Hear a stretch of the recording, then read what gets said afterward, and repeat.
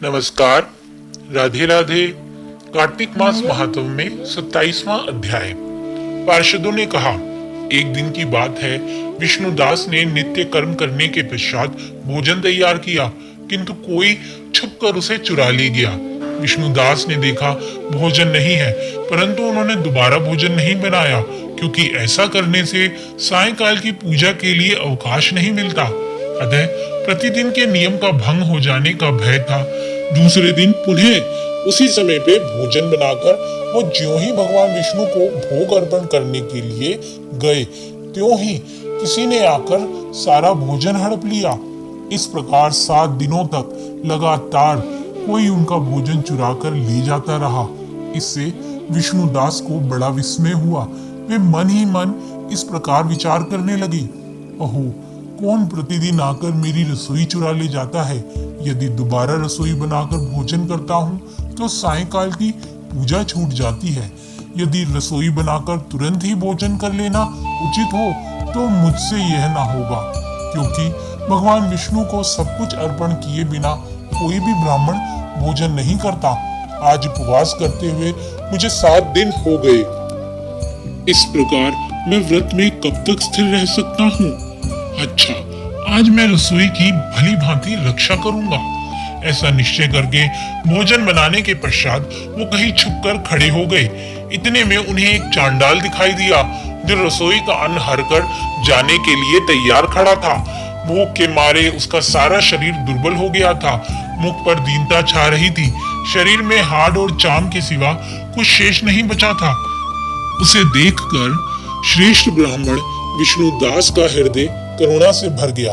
उन्होंने भोजन चुराने वाले चांडाल की ओर देखकर कहा, भैया जरा ठहरो ठहरो, क्यों रूखा सूखा खाते हो?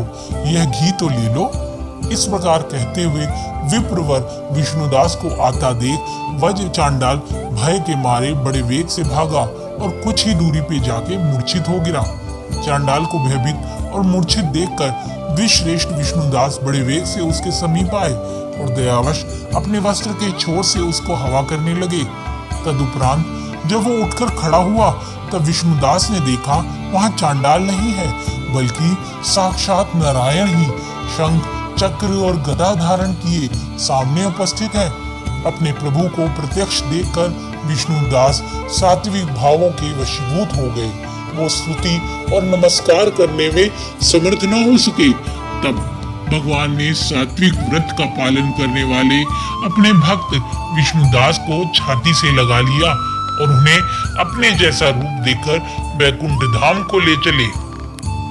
उस समय यज्ञ में दीक्षित हुए राजा चोल ने देखा विष्णुदास एक श्रेष्ठ विमान पर बैठकर भगवान विष्णु के समीप जा रहे हैं। विष्णुदास को वैकुंठ में जाता देख शीघ्र ही अपने गुरु महर्षि मुद्गल को बुलाया और इसी प्रकार कहने लगे, जिसके साथ स्पर्धा करके मैंने इस यज्ञ दान आदि कर्म का अनुष्ठान किया है, वो ब्राह्मण आज भगवान विष्णु का रूप धारण करके मुझसे पहले ही वैकुंठ धाम को जा रहा है। मैंने इस वैष्णव धाम में भली भांति दीक्षित होकर अग्नि में हवन किया और दान आदि के द्वारा ब्राह्मणों का मनोरथ पूर्ण किया, तथापि अभी तक भगवान विष्णु मुझ पर प्रसन्न नहीं हुए और इस विष्णु को लेकर भक्ति के ही कारण श्री हरि ने प्रत्यक्ष दर्शन दिया है।